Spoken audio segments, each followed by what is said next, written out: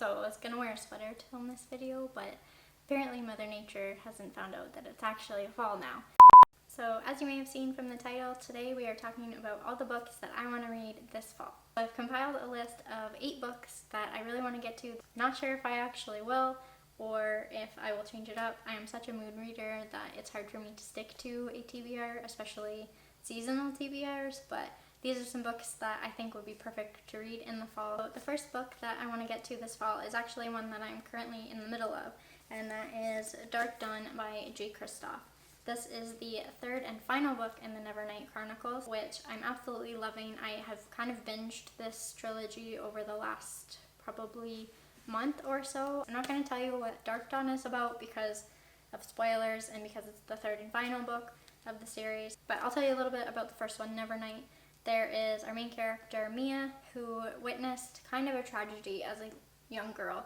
From that, her life is changed and she wants revenge. And so in order to get revenge and seek the vengeance that she feels she deserves, she must train at a school full of assassins. She has to train in all of these different elements that would make a good assassin, like poisoning and knife skills and stealing and so on and so on. It is written by one of my favorite authors, J. Kristoff, and I thoroughly enjoyed the first 2 books in the series, and so far I'm definitely enjoying what I have read of Dark Dawn, and so I'm excited and kind of scared to finish the trilogy because I know Jay always likes to have some giant twists at the end, and he definitely plays with your emotions. So I'm really looking forward to finishing it though, and just the murderous vibes in all of these books I think are perfect for the fall and the like dark and gloomy times.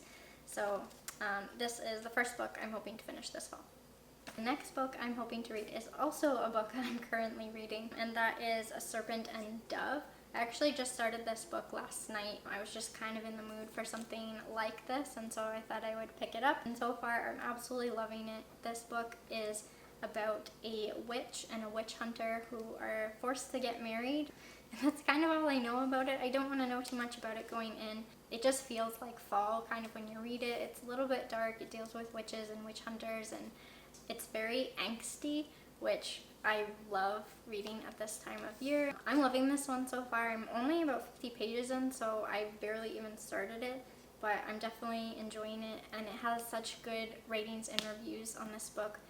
Everybody seems to be talking about this one, so I'm really excited about that, and I'm excited to finish it. I think that this book is perfect for this fall. Hey everyone, this is just editing Megan jumping in here. I filmed this video a few days ago and I didn't get a chance to edit until now, so I'm just jumping on to update you. I did finish Serpent and Dove. I think I read it in about like 2 days or so, and I absolutely loved it. It was incredible, and it was so atmospheric and so perfect for the fall, so I highly recommend checking it out. I did end up giving it 5 stars. If you kind of like similar books that I like, I think you'll like it too. So yeah, thanks. The next book that I'm hoping to read this fall is actually a book I just finished. I just read it on the weekend, but I still wanted to include it in this list because I think it is perfect to read in the fall. That is A Curse So Dark and Lonely. This book was so good. I enjoyed this book so much. I read it so quickly. I think it took me like a day and a half, maybe 2 days to read it. It was exactly what I was looking for at the time. I just kind of wanted something to get lost in, and that is the perfect description for this book. I just flew through it and I felt like fully immersed in this world, and I really enjoyed it. So it is a Beauty and the Beast retelling, but I love all the twists and unique takes that the author took with this story. The main character, Harper, is probably one of my favorite main characters that I have read. She has cerebral palsy, which was such an interesting aspect to read about. I've never read about a main character who has that before. This was probably one of my very favorite Beauty and the Beast retellings that I have picked up. I think that the unique takes that the author took with the story just made it that much better. I have already read it this fall, but I am so happy that I did, and I would definitely recommend it if you haven't already picked it up. The sequel comes out in January, which I'm very excited about. So yeah, if you're looking for a good retelling to read this fall, I would highly recommend checking this one out. So the next book that I'm hoping to read this fall is The Girl the Sea Gave Back by Adrienne Young. This is a companion novel, I believe, to Sky in the Deep, which I read last year, and I definitely enjoyed Sky in the Deep. That one deals with Vikings, and it was so atmospheric. It was a great book to read during the fall. I have heard mixed reviews on this book. Some people really like it, and some people feel kind of about it. we'll see how it gets, but the premise of the story, I believe, is that the main character, I think her name is Tova, I think I'm saying that right, I could be butchering it, I'm sorry, but she is found washed up along the shore by a tribe, and she's taken in kind of as her own, but it turns out that she can look into the future, and the leader of the tribe asks her to do so to kind of see what path they should take to deal with a couple of other tribes in their surrounding area who have joined together. And so the tribe leader is like, hey, we want you to look into this, see what's going on, kind of see what path that you should take. And then because she does that, a whole bunch of things kind of happen, and it sets this plot in motion because of what she sees, and the story kind of goes from there. I don't know that much about it. That's pretty much all I know about it, but I was pretty intrigued by that. I think it's interesting that she can see into the future. I also am excited that it's a companion to a book that I previously enjoyed. And I absolutely love the cover of this book. I think it's really beautiful. So that's kind of points in its favor as well. So the next book that I want to read this fall is a book I actually don't currently own, but I hopefully will soon. So I believe it just came out very recently, but it is called The Bone Houses. I'll put a picture so you can see what the cover looks like. The cover is gorgeous. I absolutely love it. It looks kind of spooky, but it deals with a gravedigger scenario, which I've never read about that before, so I'm already intrigued. The main character, Rin, she needs to provide for her siblings because her parents have passed away, and so she is a gravedigger. But the problem with the graves in this world is that the dead don't always stay dead. They are called bone houses when they don't stay dead, and it is a result of a very old curse. And so through a matter of circumstances, Rin and a companion that she meets, a map maker, they need to journey together, try and get rid of this old curse so that the dead will stay dead. So it sounds really fun, it sounds really adventurous. I love that there's kind of this epic journey on it, but it also deals with essentially zombies. So I think it sounds like the perfect fall book in my opinion, and it has been getting a lot of rave reviews. And yeah, I am really excited to dive into that one. Next up, I really want to reread the Harry Potter series.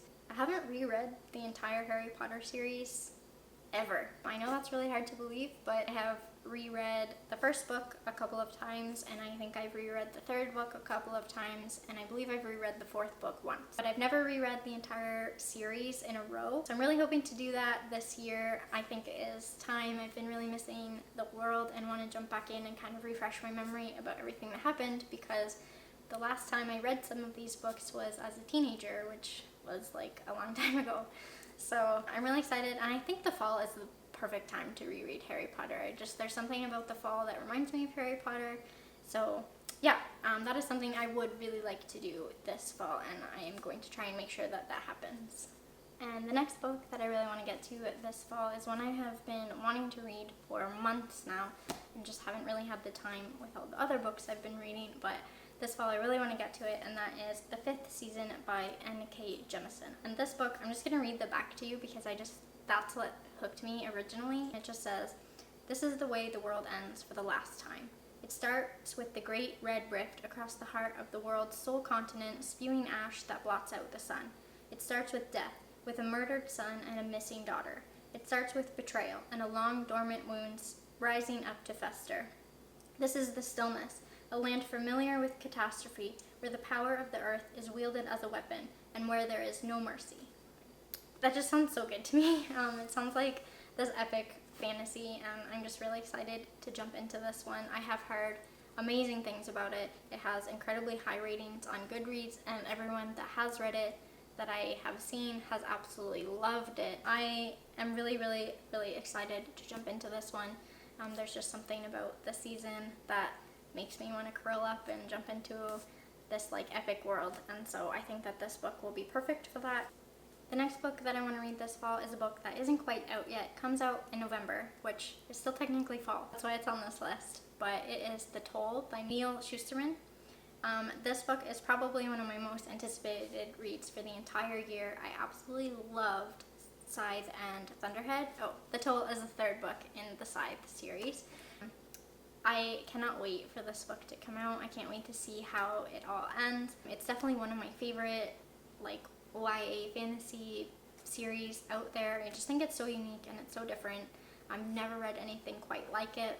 I'm not going to tell you, obviously I don't know the plot of The Toll, but I'm not going to get too much into it because I don't want to spoil anything, but I will tell you a little bit about the first book, which is Scythe, which if you haven't read it, I highly encourage you to pick it up because it's just so good. So Scythe is basically kind of a utopian world, which is like, that doesn't really exist, which like kind of is the premise of the book. But it starts out in a utopian society where disease has been cured and there's no hunger, there's like, everything has been fixed in the world. All the world's problems are gone, poof, including death. So there is no way for citizens to die. So in order to like help population control and keep things in order, scythes are the only things that can end life, but it follows our main characters Citra and Rowan, who are apprentices to become scythes, even though neither of them really wants to be. They're like training to become these scythes, I guess. They have to go through all of this training on the art of killing, which is fun. But I find the most entertaining and interesting part of the Scythe universe is the Thunderhead, which is basically an advanced version of our version of the Cloud. So it's like the Cloud, but like all-knowing, all-powerful. It controls everything except the scythes, which I just find like super interesting. It can't have anything to do with the scythes, but you get little snippets of what the Thunderhead is thinking and feeling throughout the first two books, and I'm hoping well into the third book. And I just love characters and entities like that in books. I find them really interesting. That was my favorite part of these books. They are some of my favorite books. I really enjoyed Scythe. I loved Thunderhead as well. I'm really excited for The Toll to come out in November, and that will be definitely one of the books that I read this fall. Okay, and the last book that I'm hoping to read this fall is Sadie by Courtney Summers. I actually do not know that much about this book, but I have heard amazing things about this book. I don't want to know too much about it because it is a thriller, but I will share what I do know, which is that it takes place after the main character's sister has been murdered, and the police kind of aren't really doing anything. Their case is kind of not moving forward. Sadie, our main character, takes it upon herself to follow some clues and look into what happened to her sister. It gets picked up by this like radio host, or it's like a podcast or something. The host of the show becomes like super intrigued with Sadie's story. He becomes kind of obsessed with following her story and her journey. It kind of just is like goes from there, I guess. That's all I know about it. I know that wasn't a very good description of the book, but you can go read the synopsis on Goodreads if you want to know more about it. But I never like to know that much about thrillers before I go in them. I just kind of want to be gripped by the story and be taken by surprise.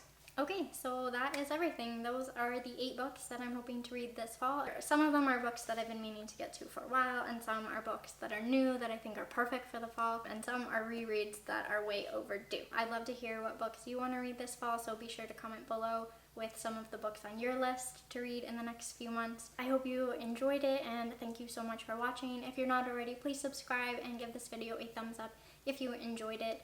Thanks again for watching. Bye.